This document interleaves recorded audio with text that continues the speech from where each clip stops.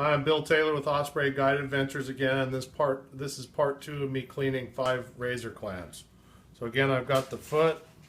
I entered the knife in where the guts meet the foot, back to the heel. I squeeze the bottom of the clam to get any intestinal material out of the foot. And that's going to go to the sink to get washed out a little further.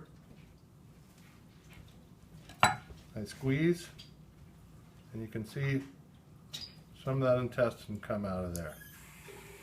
So now I've gotten all the feet cleaned. I will take these guts and throw them in my little jar that I use for crabbing or for fishing for rockfish. Rockfish love those clam guts as well. So now I'm going to cut off the siphon tips off of the siphon of these 5 clams. Just an easy little cut with a dull knife. 2, 3, 4, and 5. And my clam necks can go into these jars. These also work real good for surf perch bait. Now I'm going to cut the siphon. I'm going to take my dull knife and stick it in the bottom hole of the siphon, pulling on the rest of the clam so I can sever it and get at the middle of the siphon where obviously I still got some sand here. Now some people like to try and get the sand out by letting the clam siphon itself out, but it's just as easy just to get it out yourself because you have to cut this clam out all the way open anyway.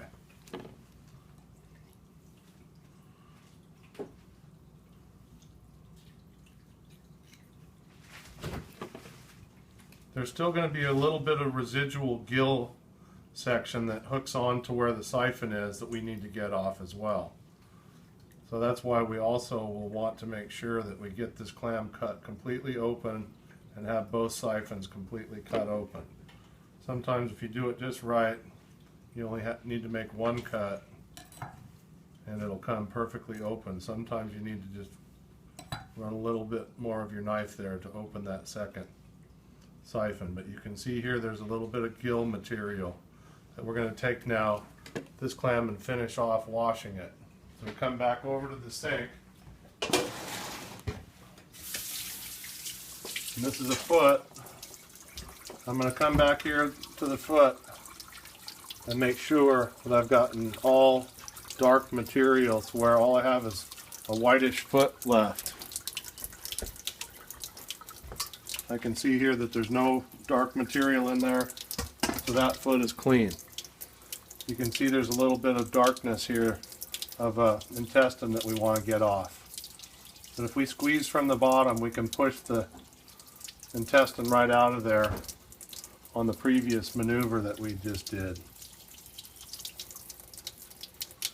Sometimes you're going to lose part of the white meat on the foot, and that's just part of cleaning the clam. You're not going to get every bit of the white meat because it's mixed right in with the intestine. So you just have to get all that darker intestinal material off of the feet. So now I'm going to the siphons. There's a little bit of gill there. I tear that off. This side doesn't have any gill because I did a good job pinching it. Make sure to get all the sand off. Now this is some membrane where the shell meets the clam that we can pull off if necessary. Sometimes there's a lot of sand buildup in there too that we want to get. And this is just a little bit of the membrane where the shell meets the clam. And that is a completed siphon and lips section of the clam right there that we can bread. Now here's one with gill section that we need to get off. Again, we're just looking for anything that's brown, dark brown. We want to have that off of the clam. We want it to be whitish in nature with not any dark sections if at all possible. You can see here again I'm pulling off membrane where the shell met the meat.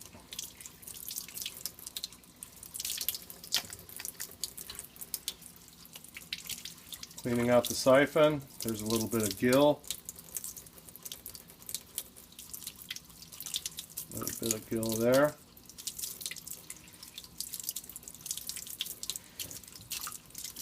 Some membrane and sand that we're going to get off.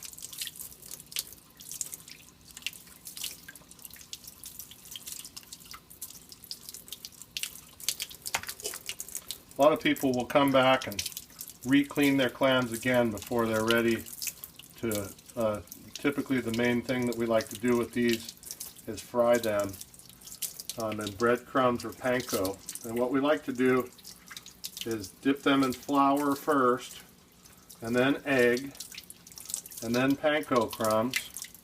And then you're going to cook them for about a minute to a minute and a half on relatively high heat on each side. They do not take long to cook at all. They'll turn a nice golden brown and they'll be ready to eat. And you can also use like a horseradish, mayonnaise, ketchup mix, maybe some sriracha if you like spice. And that's all a real good dipping sauce that you can use also.